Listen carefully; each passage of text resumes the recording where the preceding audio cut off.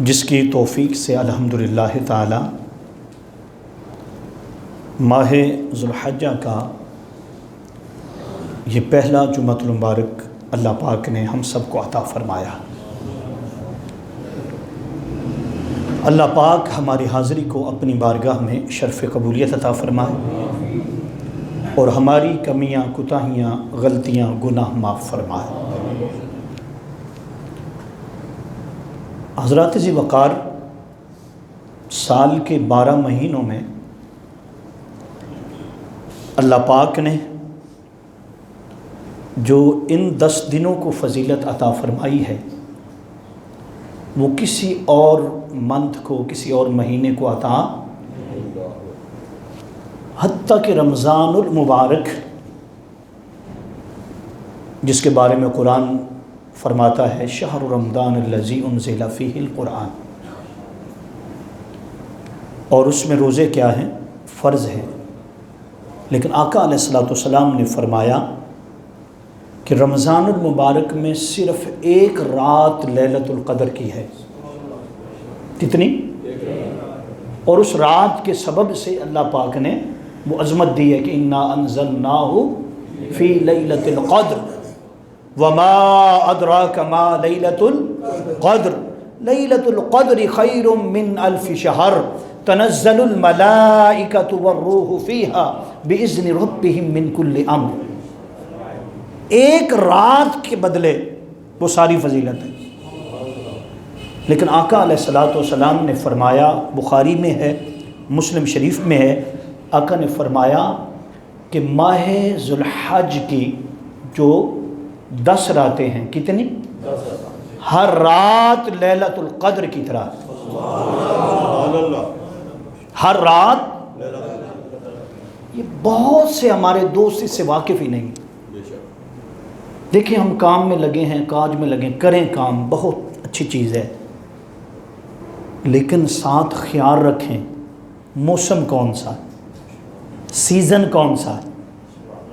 اگر سیزن گزر جائے، آپ وہ پھل اگانا چاہیں نہیں اگا سکیں گے۔ سیزن گزر جائے، آپ اس طرح کیا کاروبار کرنا چاہیں، جب سیزن چلا جائے تو آپ کو کہیں گے یار اب سیزن چلا گیا، اب تو نے سارا مال لگا دیا، اب تو سیزن ہی ختم ہو گیا۔ تو میں آپ کی زبان میں یہ سمجھا رہا ہوں کہ رمضان المبارک کی ایک رات 1000 مہینوں سے، اور اس منتھ کی، اس چاند کی 10 راتیں، کتنی؟ اور یہ بھی قرآن پاک میں والفجر، قسم ہے فجر کی، وَلَيَالٍ عَشْرٍ، اور 10 راتوں کی قسم، یعنی یہ بھی کہیں اور خود اللہ پاک نے فرمایا وَلَيَالٍ عَشْرٍ، 10 راتوں کی قسم، وَالشَّفْعِ وَالْوَتْرِ، جفت کی قسم یعنی 2 کی قسم، اور تاک کی قسم۔ ادھر کیا تھا؟ ایک رات، کتنی تھی؟ وہ تاک رات تھی۔ ادھر فرمایا کہ جفت کی قسم یعنی 2 کی بھی قسم، کوئی حصہ خالی نہیں ہے، اور کیا؟ تاک کی قسم، والفجر وَلَيَالٍ عَشْرٍ وَالشَّفْعِ وَالْوَتْرِ وَاللَّيْلِ اِذَا یسر، اور اس کی قسم جب وہ گزر جاتی ہے، جب وہ گزر جاتی ہے اور صبح دن نکلتا ہے۔ اس سے مراد علماء نے، مفسرین نے فرمایا ہے کہ اس سے مراد یہ ماہ ذی الحجہ کی 10واں دن جو ہوتا ہے، رات گزرتی ہے اور آگے پھر قربانی اور باقی معاملات جو ہیں وہ چلتے ہیں۔ فرمایا یہ دن اور رات دونوں رمضان المبارک کی جو راتیں ہیں، فرمایا ان سے بھی افضل، فرمایا ان کو اللہ پاک نے فضیلت دی۔ اب آپ نے سنا ہوگا تو ایک تھوڑا سا بندے کو ہوتا ہے نا بھی لیلۃ القدر، وہ تو بڑی فضیلت کی بات ہے۔ تو صحابہ کرام نے بھی جب سنا تھا تو انہیں بھی یہی ہوا، انہوں نے سوال کر دیا میرے آقا سے، آقا یہ جو دن ہیں اور یہ جو راتیں ہیں یہ جہاد سے بھی افضل ہیں؟ کس سے افضل ہیں جی؟ سرکار نے فرمایا نعم۔ کیا؟ نعم کا مطلب کیا ہوتا ہے؟ ہاں۔ آپ نے فرمایا ہاں جہاد سے بھی افضل ہے، یہاں تک کہ کوئی شخص اپنے گھوڑے پر سوار ہو جائے اور وہ ہاتھ میں تلوار لے لے اور دشمن کے مقابلے میں نکل پڑے، فرمایا اس کی جان بھی چلی جائے کہ وہ شہید ہو جائے، کیا ہو جائے، اور اس کا مال بھی چلا جائے، گھوڑے پر سوار تھا اور جو مال تھا وہ بھی چلا جائے، فرمایا جتنا ثواب اللہ پاک نے اس کو عطا فرمایا ہے اتنا ثواب اس کو عطا کرتا ہے جو ان 10 راتوں کے اندر اللہ کی قربت حاصل کرتے ہیں، عبادت کرتے ہیں۔ کیا کرتے ہیں؟ ہم نے سارا زور 1 مہینے پر رکھا ہوا، اور 1 مہینے میں بھی تھوڑے دن، جب رمضان مبارک نے شروع ہونا ہے اور مجاہد تیار ہو گئے، آ گئے جناب، بس پہلا دن دوسرا دن پھر صفیں کم، پھر 10 دن گزر گئے، ہاں جی، تو پھر وہ اپنے لگ گئے باقی معاملات میں، پھر آخری راتوں میں جا کر پھر دوبارہ آ جاتے ہیں۔ اس کو پنجابی زبان میں فصلی بٹیرے کہتے ہیں۔ کیا کہتے ہیں؟ فصلی، بس تھوڑی سی پک گئی اور آ گئے۔ اللہ پاک نے ہر دن اور ہر رات میں ایک حصہ ایسا رکھا ہے جو لیلۃ القدر جیسا ہے، ہر رات کے اندر، ہر رات اور ہر دن۔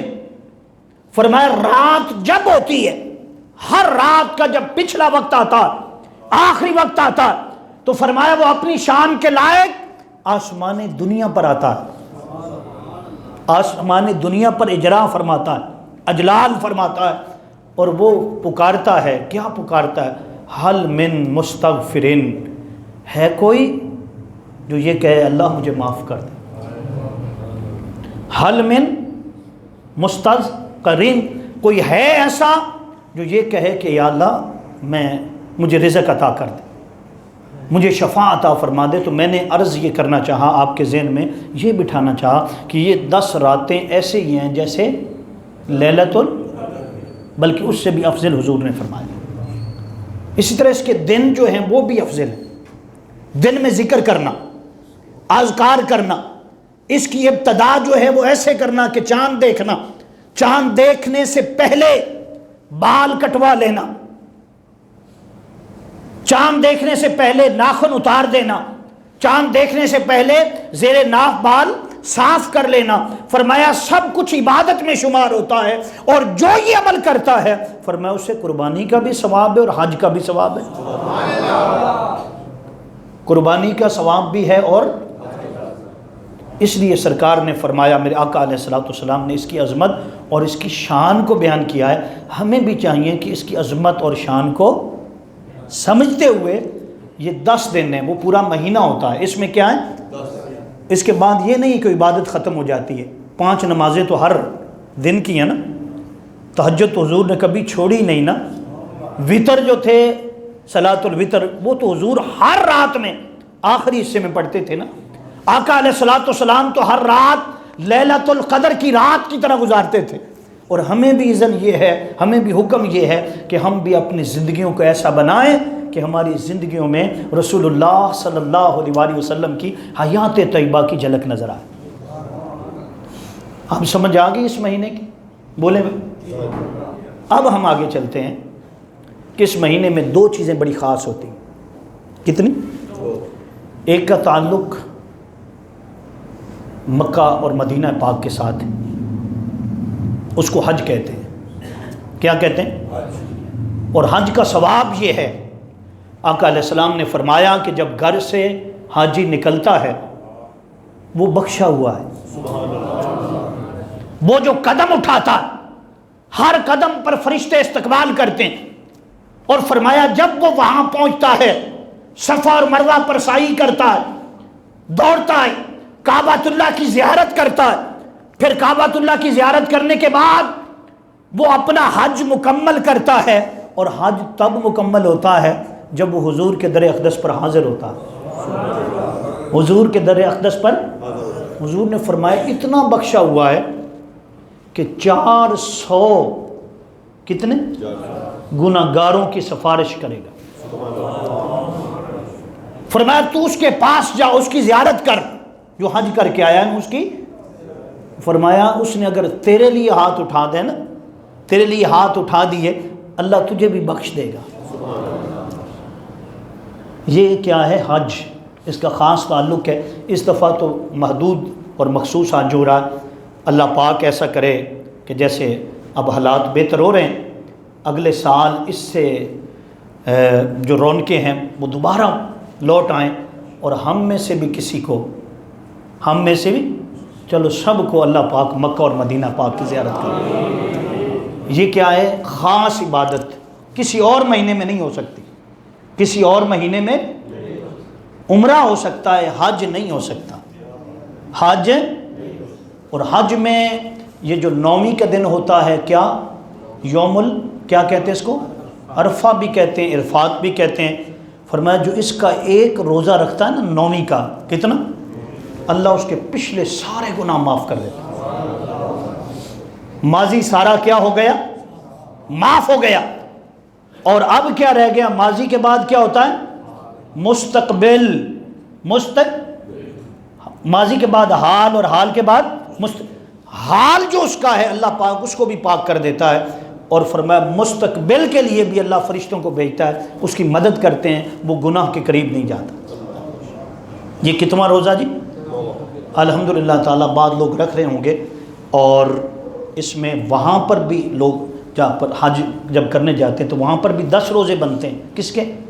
جو قربانیاں نہیں کر سکتے، حج تو کرنے کے لیے گئے، قربانی پاس نہیں ہے، تو 3 روزے وہاں رکھتے ہیں۔ کتنے؟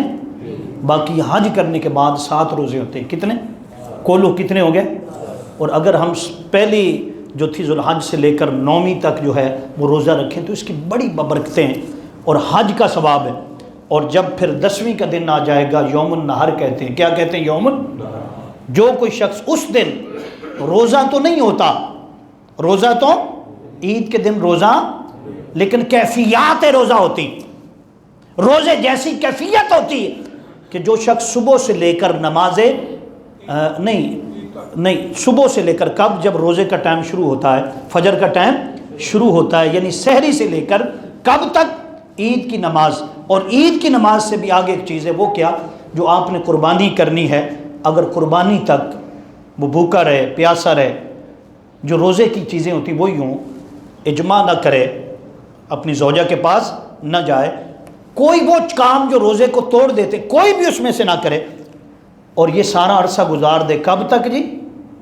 اس کی پہلی بات ہے عید کی نماز تک۔ کیا ہے؟ یہ بھی مستحب عمل ہے، فرض اور واجب نہیں ہے، اور حضور کی سنت بھی ہے۔ کیا ہے؟ تو فرمایا اس کو 60 سال کی عبادت کا ثواب ملے گا۔ 60 سال کی کتنا ٹائم ہوتا ہے؟ اگر جنہوں نے پہلے دن قربانی کرنی ہے، پہلا نمبر تو اس کا یہی ہے کہ عید کی نماز کے بعد اگر مزید اس پر آپ چاہتے ہیں کہ مزید اجر ملے تو پھر یہ ہے کہ قربانی تو 3 گھنٹے لگ جاتے ہوں گے، 3 گھنٹے 4 لگ جاتے ہوں گے، کئی زور سے پہلے ہو جاتا ہے ایسا۔ تو جو شخص بھی یہ عمل کرے گا، اس کو روزہ نہیں کہنا، اس کو روزہ کیوں روزہ نہیں کہنا؟ کہ عید کے دن کوئی روزہ نہ عید الفطر پہ ہوتا ہے اور نہ دونوں پہ نہیں ہوتا۔ اسی طرح پھر اور خاص چیز وہ کیا ہے؟ ہر روز ہر دن جو ہوتا ہے ہم نماز فجر ادا کرتے ہیں۔ کیا کرتے ہیں؟ نماز فجر ادا کر کے اپنی جگہ پر بیٹھ جاتے ہیں، سورج نکلتا ہے 20 منٹ کے بعد، سورج کے نکلنے کے 15 سے 15 بھی اگر کر لے تب بھی ہو جائے گا، 15 سے کتنے؟ 20 منٹ کے بعد نماز اشراق پڑھی جاتی۔ جو شخص ایسا عمل کرتا ہے اس کو حج اور عمرے کا ثواب ملتا ہے، حج اور عمرے کا۔ لیکن جب عید کا دن آئے گا تو اللہ پاک نے اس کو بھی اٹھا لیا، اس دن آپ اشراق نہیں پڑھیں گے۔ اشراق کیا کریں گے؟ آپ نماز کی تیاری کریں گے۔ آپ پہلا کام کیا کریں گے؟ غسل کریں گے۔ ہر قطرے کے بدلے میں ایک فرشتہ پیدا ہوگا، وہ فرشتہ قیامت تک دعائے مغفرت کرے گا، اللہ کا ذکر کرے گا، اور جتنا وہ ذکر کرے گا سارا ثواب تیرے نام اعمال میں لکھا جاتا ہے۔ آپ کنگھی پھیریں گے، آپ جو ہے وہ حضور کی سنت ہے تیل لگانا۔ آج تو ہم تیل سے بڑا دور ہیں، تیل سے بڑا، وہ کہتے ہیں تیل لگا لیں تو پھر مٹی پڑے گی۔ ایسے نوجوان حضرات یاد رکھ لو، جو شخص تیل لگاتا ہے دماغی طور پر اسے سکون ملتا ہے۔ کیا ملتا ہے؟ اور آپ ذرا پورے جسم کی مالش کریں، یہ ساری سنتیں ہیں۔ کیا ہیں؟ تو تیل لگائیں، اس کا بھی ثواب ہے، کنگھی پھیریں گے، اس کا بھی ثواب ہے، اور جتنے قدم چل کر آئیں گے مسجد میں ہاں جی آج اشراق نہیں ہے، عید الضحیٰ کا دن ہے، یوم النحر کا دن ہے، فرمایا وہ ثواب بھی، وہ جو حج اور عمرہ کا ملنا تھا وہ بھی، اور آج عید کا جو دن ہوگا فرمایا جتنے قدم چل کر آئے گا وہ بھی اس میں شامل ہوں گے، اور فرمایا فرشتے قطار در قطار آئیں گے، اور فرمایا اگر کوئی اس کے ذمہ گناہ تھا تو جب واپس جائے گا ایسے ہوگا جیسے ماں کے شکم سے آج پیدا ہو۔ سمجھ آ رہی؟ جی بولیں۔ پھر اس دن سب سے افضل کام نماز فجر کے بعد سب سے افضل کام کیا ہے؟ قربانی کرنا۔ کیا ہے؟ یہ چھوٹی عید پہ ایسا ہوتا ہے لوگ قبرستان چلے جاتے ہیں، ایسے ہی تو نماز پڑھنے فوراً قبرستان جانا، نہیں، اس دن نہیں جانا۔ کیوں؟ آقا علیہ السلام کا فرمان ہے، ہم نے حضور کی مانی۔ کس کی؟ آقا نے فرمایا آج جو ہم پہلا کام کریں گے وہ کیا ہوگا؟ نماز فجر ادا کریں گے۔ کیا کریں گے بھائی؟ اس کے بعد کوئی تاخیر نہیں ہوگی، بس وقت شروع ہو جائے نماز کا، جو وقت ممنوع ہے اس میں تو نہیں ہو سکتا، بس جب ختم ہوگا اس کے بعد اگلا کام کیا ہوگا؟ عید کی نماز ہوگی۔ کیا ہوگی؟ اور عید کی نماز کے بعد کوئی اور کام نہیں۔ آپ کہیں جی میں کوئی صدقہ کر لوں، کوئی خیرات کر لوں، میں جناب کوئی کسی غریب، نہیں، ہر کام کا وقت مقرر ہے، وقت مقرر ہے۔ فرمایا اگلا کام یہ ہوگا، اس کے بعد فوراً قربانی ہوگی۔ کیا ہوگی؟ یہ ان کے لیے ہے جنہیں میسر ہو، جنہوں نے قربانیاں، یہ ان کے لیے ہے جنہیں قربانی میسر ہے، وہ فوراً کیا کریں گے؟ قربانی کریں گے۔ اور جنہیں میسر نہیں ہے یا میسر ہے لیکن آج دیکھیں وہ کاریگر نہیں مل رہا، کسائی نہیں مل رہا، اس کے لیے یہ ہے کہ ملے گا تو کریں گے نا، اس کے لیے کیا ہے؟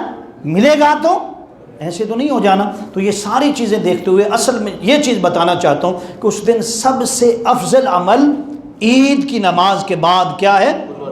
آقا نے فرمایا اتنا افضل ہے، اتنا افضل کہ فرمایا جب تم جانور پر، قربانی کے جانور پر چھری چلاتے ہو، فرمایا خون کا قطرہ ابھی زمین پر نہیں گرتا، اللہ کی بارگاہ میں پہلے مقبول ہو جاتا۔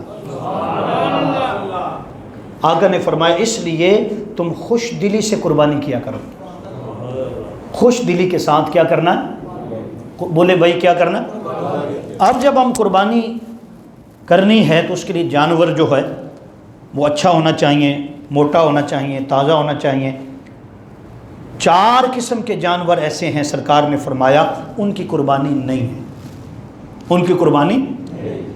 پوچھا گیا یا رسول اللہ وہ 4 قسم کے کون ہیں؟ آپ نے فرمایا پہلا وہ جانور جو لنگڑا ہو، کیا ہو؟ اور اس کا لنگڑا پن ظاہر ہوتا ہو، کیا ہو؟ ظاہر ہوتا ہو۔ آقا نے فرمایا کہ اس کی قربانی جائز نہیں۔ حضرت براء بن عازب کہتے ہیں، بڑے حضور کے صحابی ہیں، انہوں نے کہا حضور نے منبر پر ایسے کہا 4، کیا؟ یہ کیا ہے؟ یہ کیا ہے؟ یہ میرا ہاتھ ہے نا، فرمایا حضور نے ہاتھ کیا تھا، بڑی عشقی بات آ رہی۔ براء بن عازب کہتے ہیں حضور نے ہاتھ ایسے کیا کہ 4 قسم کے جانور ہیں، کتنے بھائی؟ یہ بات کر کے نا ذرا ان کا عشق دیکھیے، جب لوگ متوجہ ہوئے نا فرمانے لگے میرا ہاتھ حضور جیسا نہیں ہے، میرا ہاتھ حضور جیسا بھئی حضور نے فرمایا تھا کہیں ایسا نہ سمجھے یہ بھی ہاتھ ہے، فرمایا وہ ہاتھ وہ تھا ید اللہ فوق ایدیہم، جن پر اللہ کا ہاتھ ہوتا تھا، بلکہ اللہ نے اپنا ہاتھ قرار دیا۔ فرمایا حبیب یہ تیرا ہاتھ نہیں، یہ کس کا ہے؟ اللہ کا ہاتھ ہے۔ فرمایا حبیب جو آپ کے ہاتھوں پر بیعت کرتے ہیں وہ آپ کے ہاتھوں پر نہیں کرتے، اللہ کے ہاتھ پر کرتے۔ تو کتنے قسم ہو گئے جی؟ یہ دیکھ لیں 4 قسم کے جانور ہیں جن میں اگر کوئی اس طرح کا عیب ہوگا تو پھر ان کی قربانی۔ پہلا کیا ہے؟ دوسرا کانا، جس کا کانا پن ظاہر ہوتا ہو۔ تیسرا کیا ہے؟ فرمایا بیمار، کیا؟ جسے بیماری نے گھیر لیا ہے۔ اور چوتھا کیا ہے؟ چوتھا فرمایا اتنا لاغر، بیمار تو نہیں ہے لیکن کمزور ہے، وہ چل کر قربان گاہ میں جا بھی نہیں سکتا۔ فرمایا ان چاروں کی قربانی نہیں ہے۔ فرمایا ان چیزوں کو دیکھ کر جانور جو ہے آقا علیہ السلام نے فرمایا تم اس کی خریداری کرو۔ فرمایا قیامت کا دن جب ہوگا تو یہ جانور آئے گا کہاں پر؟ تمہاری قبر پر۔ جب قبریں کھلیں گی، شک ہو جائیں گی اور لوگ قبروں سے باہر نکلیں گے، فرمایا مومن مسلمانوں کی قبروں پر سواریاں کھڑی ہوں گی، ان کے سنگ یقوت کے ہوں گے، ان کے کھر جو ہیں ٹانگیں وہ مرجان کی ہوں گی، فرمایا ان کے بال سونے اور چاندی کے ہوں گے۔ اس جیسی سواری آج تک اس نے دیکھی نہ تھی جو اس کی قبر پر کھڑی تھی۔ وہ پوچھے گا کون ہے یہ، کیا ہے؟ پہلی بار جو ایسی سواری دیکھ، فرمایا وہ سواری بولے گی۔ وہ کیا بولے گی بھائی؟ وہ کہیں گے میں تیری قربانی ہوں، میں تیری کیا ہوں؟ آج میرے اوپر سوار ہو جا، بڑا پرکٹن مرحلہ ہے، گرمی ہے، اور پھر وہ جو قیامت کی ہولناکیاں ہیں، سب کچھ ہے، تو میرے اوپر بیٹھ جا۔ فرمایا میں تجھے جنت تک پہنچا کر آتی۔ کہاں تک پہنچا کر آتی؟ اس لیے آقا نے فرمایا یہ قیامت کے دن کیا بننی ہے تمہاری، یہاں تم ان پر سواری نہیں کر سکتے۔ جو قربانی کا جانور اس پر سوار، اکثر ہوتا ہے نا بچے کھیلتے کھیلتے اوپر چڑھ جاتے ہیں، نہ، یہ شاعر اللہ ہے، یہ اللہ کی نشانیاں ہیں۔ کیا ہیں؟ ان کی دیکھ بھال کرو، ان کی بھوک کو دور کرو، پیاس کو دور کرو، انہیں پھول ڈالو، ہار ڈالو، انہیں سجا کر، مہندی لگا کر انہیں ذرا پھراؤ، چکر لگاؤ، پتہ چلے یہ ملت ابراہیمی ہے، ملت ہے۔ فرمایا ہر چیز کا اللہ ثواب دے گا۔ کیا دے گا؟ حتیٰ کہ فرمایا جو رسی ہوتی ہے، رسی، اس لیے صحابہ کرام نے پوچھا یا رسول اللہ صلی اللہ علیہ وسلم بتائیں یہ قربانیاں کیا ہیں، یہ قربانیاں کیا ہیں؟ تو آقا علیہ السلام نے فرمایا ابھی کا یہ تمہارے باپ سیدنا ابراہیم علیہ السلام کی سنت ہے۔ کس کی سنت ہے؟ آقا علیہ السلام نے فرمایا اس امت کے لیے باقی رکھی گئی، اس امت کے لیے۔ اس نے صحابی نے کہا حضور اس پر نیکیاں کتنی ملتی ہیں؟ آپ نے فرمایا ہر بال کے بدلے ایک نیکی، ہر بال کے بدلے۔ حضور اس اون کا کیا مسئلہ ہے؟ چھترا جو ہوتا ہے، دمبا ہوتا ہے، اس کی کیا ہوتی؟ اون ہوتی۔ حضور اس کا کیا ہے؟ آپ نے فرمایا ہر تار کے بدلے میں جنت ہے، ہر تار کے بدلے میں نیکی۔ اس لیے آقا علیہ السلام نے فرمایا خوش دلی کے ساتھ قربانیاں کرو۔ اور پھر جب قربانی کا ذکر آتا ہے تو بہت سارے لوگ مسئلہ پوچھتے ہیں، وہ کہتے ہیں کہ ہم یہ کس پر قربانی واجب ہوتی؟ یاد رکھ لیں مسلمانوں میں دو طرح کے طبقے ہیں۔ کتنے؟ ایک طبقہ کہتا ہے کہ قربانی کیا ہے؟ سنت ہے۔ کیا ہے؟ اور دوسرا طبقہ الحمدللہ تعالی ہمارا اہل سنت کا حضرت امام ابو حنیفہ کا، ہاں جی، جنہیں حنفی کہتے ہیں۔ کیا کہتے ہیں؟ حنفی کہتے ہیں۔ ان کا عقیدہ یہ ہے، یہ قرآن پاک سے ثابت کرتے ہیں، اور ایک آیت سے نہیں، ایک آیت سے نہیں، قرآن پاک کی کئی آیات سے اور پھر حضور کی کئی حدیثوں سے ثابت کرتے ہیں کہ قربانی سنت نہیں ہے، سنت کیا ہے؟ واجب ہے۔ حضرت امام ابو حنیفہ ان کا کیا ہے؟ قول ہے، ان کی تحقیق کیا ہے؟ یہ کیا ہے؟ واجب وہ ہوتی، واجب اور سنت میں فرق ہے۔ واجب وہ ہوتا ہے جو قرآن پاک کا حکم ہو، واجب وہ ہوتا ہے قرآن پاک کا، وہ بھی واجب ہوتا ہے جو حضور فرما دیں، بخاری میں آ جائے، مسلم میں آ جائے اور قوی حدیث کے ساتھ آقا فرما دیں۔ یاد رکھنے قربانی قرآن میں بھی ہے، قرآن میں 4 طرح سے اللہ پاک نے قربانی کا حکم دیا ہے۔ کتنا؟ پچھلی قربانیوں کا ذکر بھی کیا، حضرت آدم علیہ السلام سے لے کر جناب سیدنا ابراہیم تک، اور پھر حضرت ابراہیم علیہ السلام کی قربانی کے تذکرے تو اللہ پاک نے کھول کھول کر کیے، اور پھر حکم آیا ہے۔ کیا آیا ہے؟ فَصَلِّ لِرَبِّكَ وَانْحَرْ، آپ نماز پڑھیں اور قربانی کریں۔ تو جب قرآن کا حکم آ گیا تو کیا ہو جائے گی؟ پھر اگر کوئی پوچھے اس پر حدیث ہے، ہاں حدیث بھی آقا علیہ السلام نے فرمایا کہ جس کے پاس طاقت ہو، جو صاحب وسعت ہو، صاحب مال ہو، اس کے پاس کیا ہے؟ طاقت ہے، مال ہے، ہمت ہے، طاقت ہے قربانی خریدنے کی، فرمایا پھر اگر وہ قربانی نہ کرے، پھر اگر آقا نے فرمایا وَلَا يَتَقَرَّبَنَّ مُصَلَّا، فرمایا وہ ہماری عیدگاہ کے قریب بھی نہ آئے۔ اگر خالی سنت ہوتی یا سنت غیر موقدہ ہوتی تو حضور یہ نہ فرماتے، آقا یہ نہ فرماتے کہ جس نے قربانی نہیں کرنی وہ ہماری عیدگاہ عید بھی پڑھنے نہ آئے۔ اس کا مطلب یہ ہے، علماء نے، محدثین نے، مفسرین نے یہ لیا ہے کہ قربانی کیا ہے؟ واجب ہے۔ اور ہمارے دوسرے جو مسلک کے ہیں، ہاں جی، جو دوسرے امام ہیں، حضرت امام شافعی ہیں، حضرت امام مالک ہیں، حضرت امام یوسف ہیں، حضرت امام محمد، یہ ان کے نزدیک قربانی کیا ہے؟ سنت موقدہ، سنت موقدہ۔ ہمارے نزدیک کیا ہے؟ اب واجب اس پر ہوگی جو صاحب نصاب ہوگا۔ کیا ہوگا؟ اور صاحب نصاب جو ہوتا ہے، فرماتے ہیں یہ قربانی کس پر واجب ہوتی ہے؟ فرمایا جس پر صدقہ فطر واجب ہوتا ہے۔ صدقہ، اب کتنے لوگ ہیں جنہوں نے صدقہ فطر دیا ہے؟ بولیں ذرا، بیٹھے ہیں یار، کچھ نہیں کہنا میں نے، جنہوں نے صدقہ فطر دیا ذرا بتائیں مجھے، دیا ہے کہ نہیں دیا؟ بولو بھائی، ہر بندہ بولے جس نے دیا ہے، اس پر قربانی واجب ہے، اس پر قربانی کیا ہے؟ آپ کہیں گے کتنی رقم ہوگی تو واجب ہو جائے گی؟ یہ مسئلہ میں نے کئی بار عرض کیا کہ جس کے پاس 52.5 تولے، بولیں بھائی، اور یا 52.5 تولے چاندی ہے یا 7.5 تولے، یا دونوں کی تھوڑی تھوڑی اماؤنٹ جو بنتی ہے ان کو ملا کر اتنا بن جاتا۔ اب چاندی کی جب ہم رقم لگاتے ہیں، حساب لگاتے ہیں، ماشاءاللہ یہاں پر زرگر بیٹھے ہوں گے، سنارے بیٹھے، انہیں پتہ ہوگا چاندی کے آج کے ریٹ کا، تو یہ جو 52 تولے چاندی ہے، 52 تولے آج کے حساب سے یہ تقریباً 60,000 تک بنتا ہے۔ اتنا ہے جی، 60,000 تک، اتنا، بلکہ اس سے کم ہوگا، 50 سے کچھ زیادہ ہوگا۔ اب میں نے آج کا حساب نہیں دیکھا، آج کی تاریخ نہیں دیکھی کہ اس میں آج اس کا ریٹ کیا تھا، لیکن یہ اتنا بنتا ہے، اتنا، یعنی جس بندے کے پاس اتنی رقم۔ اب وہ کہتا ہے رقم نہیں ہے میرے پاس، چاندی پڑی ہے، سو اکثر میری ماؤں بہنوں کے پاس سونا ہوتا، کیا ہوتا ہے؟ کئی بیچاریوں نے زمین میں رکھا ہوتا، چھپا کر رکھا ہوتا، پتہ ہی نہیں ہوتا، اولاد کو نہیں پتہ ہوتا، لیکن اس پر زکوٰۃ بھی ہے اور قربانی بھی۔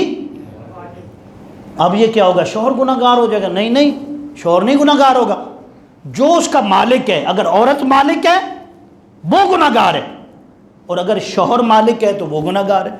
اسی طرح ایک گھر ہے، 5 افراد ہیں، اس میں 6 ہیں، 7 ہیں، سارے کمانے والے، سارے صاحب نصاب پہنچتے ہیں، اس کے پاس 60,000 کی جو رقم ہے اس کو پہنچتے ہیں، سب پر قربانی واجب ہے، سب پر قربانی۔ اور یہاں پر ایک اور مسئلہ آ گیا، وہ بڑا اہم مسئلہ ہے، اکثر دیہاتوں میں، ہمارے دیہاتوں میں تو ہوتا ہے، وہ کیا کرتے ہیں بھی اس سال قربانی دادا کے نام کی، کس کے؟ دادا کی طرف سے۔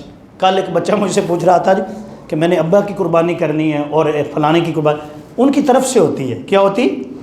یہ نہیں ہوتی، ابے کی قربانی نہیں ہوتی، بلکہ کس کی ہوتی؟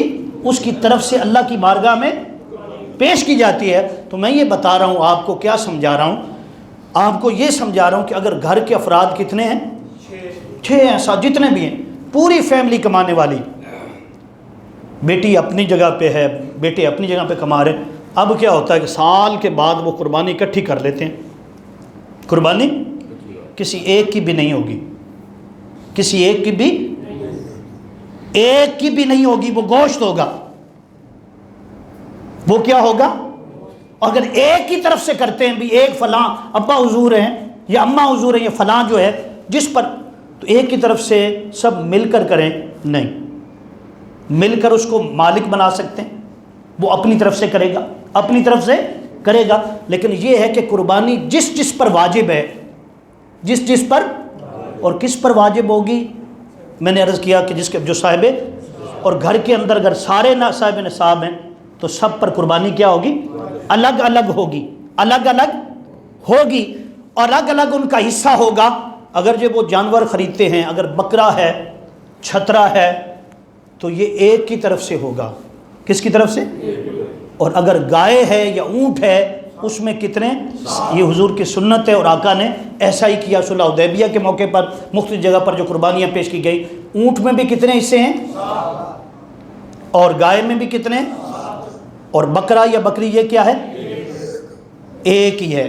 اس لیے اگر آپ کہتے ہیں نہیں جی پچھلے سال ہم نے دادا، اس سال پڑنانا فلانا فلانا فلاں فلاں، نہیں. جس پر قربانی واجب ہے، جس کے پاس مال ہے، وہ پہلے اپنی قربانی اللہ کی بارگاہ میں پیش کرے گا، اپنی طرف سے قربانی اللہ کی بارگاہ میں. باقی جو لوگ ہیں بعد میں. اسی طرح میں نے کہا کہ جتنے فیملی ممبر ہیں اگر وہ صاحب نصاب کو پہنچ رہے ہیں تو سب کی طرف سے قربانی ہوگی اور الگ الگ قربانی ہوگی.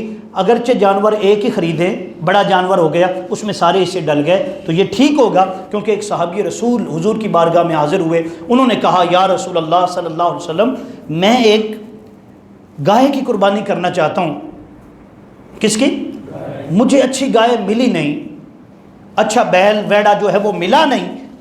حضور میری خواہش تھی کہ میں کیا کرتا، بڑے جانور کی قربانی کرتا.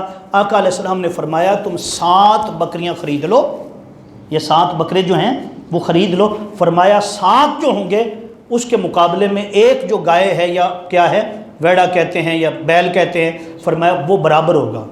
وہ کیا ہوگا؟ اور یہ بھی یاد رکھ لیں، بعض لوگوں کو مغالطہ ہو جاتا ہے کہ جو بیل ہوتا ہے یا آپ ویڑا کہتے ہیں یا بچہ کہتے ہیں، یہ اس میں 7 قربانیاں ہوتی ہیں. کتنی ہوتی؟ یہ 7 جانوں کے مقابل ہوتا ہے. اب کہیں گے اس کی جان تو ایک ہے. فرمایا اللہ چاہے تو کروڑوں کر دے، اللہ چاہے تو کیا کرے. اس میں 7 ہی جانیں، 7 افراد کی طرف سے جو پیش کیا گیا. فرمایا جب قیامت کا دن ہوگا، جیسے میں نے کہا آپ کو حدیث سنائی کہ ہر ایک قبر پر سواری جو ہے وہ کھڑی ہوگی، الگ الگ سواریاں کھڑی ہوں گی، الگ الگ کیا سواریاں کھڑی ہوں گی. تو یہ حکم ہے کس کا؟ صاحب نصاب جو ہے اس نے قربانی دینی ہے اپنی طرف سے، اپنی. اسی طرح اگر اولاد ہے وہ صاحب نصاب ہے، آپ کہیں جی میں ان کی طرف سے قربانی دے دوں، بھائی جن پر قربانی ہے وہی دے گا. اگر آپ دینا چاہیں، آپ کے پاس وسعت ہے، مال ہے، آپ کہتے ہیں میں فلاں کی طرف سے بھی دینا چاہتا ہوں، فلاں کی طرف سے دینا چاہتا ہوں، حتیٰ کہ جو لوگ اس دنیا سے چلے گئے ہیں. بعد میں ایک جگہ پہ ایڈ دیکھ رہا تھا، ایک کلپ دیکھ رہا تھا ویڈیو اپنے یوٹیوب پہ، تو وہ مولانا صاحب مفتی صاحب بڑی ریسرچ لے کر کتابیں لے کر بیٹھے تھے. وہ کہتے ہیں جو مر گئے ان کے لیے قربانی، بولیں بھائی ایسے ہی لوگ آ گئے ہیں. حضور نے ساری زندگی 10 سال میرے آقا نے پوری امت کی طرف جو گزر چکی ان کے لیے بھی اور جو بعد میں آئے گی ان کے لیے بھی جو قربانیاں نہیں کر سکتے، حضور نے فرمایا یا اللہ یہ میری امت کی طرف سے، یہ میری کس کی طرف سے ہے. اس لیے آپ حضرات جو قربانی کرتے ہیں اس میں پہلا حق یہ ہے کہ جس پر گھر میں فرد کا جو ہے، جس پر قربانی واجب ہے اس کی طرف سے ہوگی، اس کی طرف سے. یہ نہیں ہوگا کہ ابا جی فلاں جی فلاں جی فلاں. اگر ابا جو والد ہے اس پر قربانی وہ اپنی طرف سے دے گا، بیٹے اپنی طرف سے دیں گے. ہاں اس کے بعد اگر وسعت ہے وہ دینا چاہے، جس کی طرف سے دینا چاہے تو وہ دے سکتا ہے. جس طرح میں نے پہلے بھی عرض کیا تھا کہ حضور اکرم ہر سال 2 قربانیاں، کتنی جی؟ ایک اپنی طرف سے اللہ کی بارگاہ میں، اور ایک پوری امت کی طرف سے. اور مولا کائنات علی المرتضیٰ بھی 2 قربانیاں پیش کرتے تھے، ایک اپنی اور ایک حضور کی طرف. ایک کس کی؟ اس لیے اگر وسعت ہو تو حضور اکرم صلی اللہ علیہ وسلم کی طرف سے اللہ کی بارگاہ میں قربانی پیش کریں تو انشاءاللہ تعالی اس سے بھی فائدہ ہوگا، دنیا کا بھی اور آخرت کا بھی.